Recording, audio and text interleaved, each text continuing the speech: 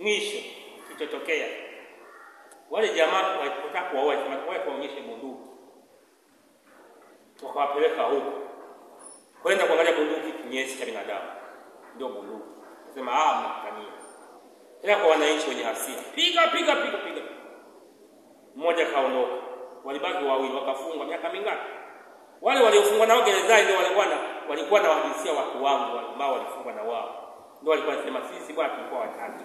Ila mmoja alifia kwa fulani nyumbani. Yaani hapa kwangu ndio unaniona mimi huyu hapa. Watu walishakuja kuniibia. Mmoja akauawa na wenyewe kuona huko. Bwana Yesu asifiwe. Kwa hiyo magonjwa mengine tuna imani kwamba katika ugonjwa huu hakuna lisilowezekana kwa Mungu. Lazima tutapona. 3, neno la Mungu likae ndani yako kwa wingi. Yohana 15:7. Neno la Mungu likae ndani yako kwa wingi. Magonjwa hayatakugusa, taabu hazitakugusa, shida hazitakugusa. Naomba niendelee. Neno la Mungu likae kwa 4. Baki ndani ya Yesu, ipo siku utapona. Yohana 15:1-7. Hebu naomba usome hapo. Baki ndani ya Yesu, ipo siku utakuwa salama. Yohana 15:1-7. Mimi ni mzabibu wa kweli na baba yangu ndiye mkulima. Kila tawi ndani yangu lisilozaa uliondoa, na tawi zao usafishwa ili kuzaa. Ninyi mmekwisha kuwa sasa kwa sababu ya neno nililowaambia. Kaeni ndani yangu mimi. Nani hebu nenda taratibu bwana. Usiwapeleka haraka watu wa mitandao. Watakuja kusema mchungaji leo vipi kama kijana nini? Hebu soma kama mzee kama mimi. Kaeni ndani yangu. Nani ndani yenu? Kama vile tawi. Nenda taratibu sasa mwinjilisti. Jamani. Hao walioko hapa watasikia. Ila wao walioko huko hawatasikia. Kama vile tawi isivyoweza kuzaa peke yake. Isipokuwa ndani yako. Kadhalika ninyi msipokaa ndani yangu, mimi ni mzabibu na ninyi ni matawi. Akae ndani yangu nami ndani yake, huyo hukaa sana.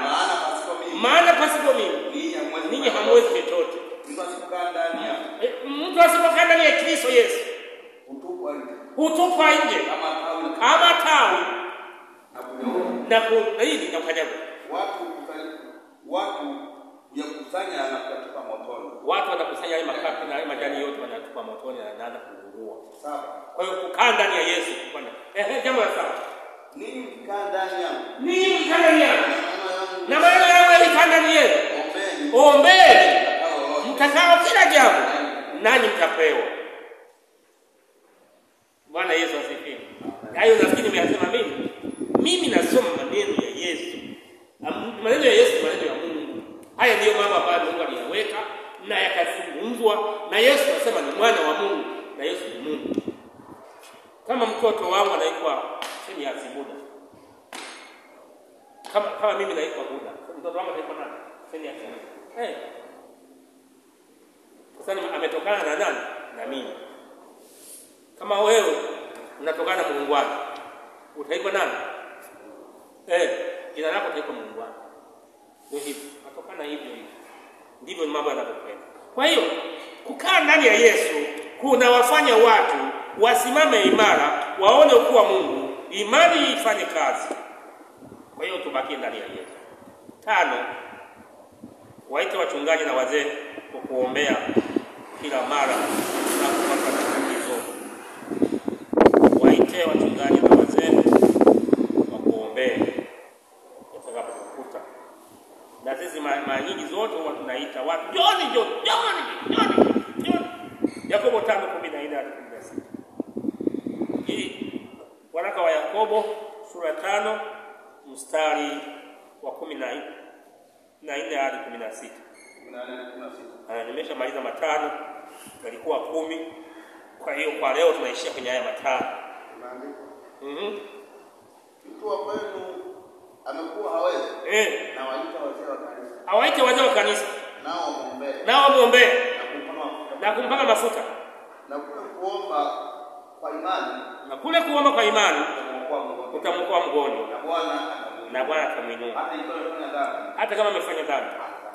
Sasa nimesema kabla sijakuombea na kuombea msamaha kwako. Kabla sijakuombea, tunaanza kwanza na maombi ya msamaha, maombi ya dhambi. Maombi ya msamaha na maombi ya dhambi.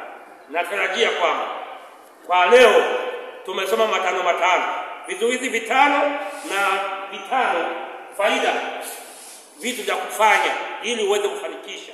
Kwa siku nyingine nitamalizia vitano vizuizi na nitamalizia tena vitano vinavyofanya mtu aweze kupona roho na mwili.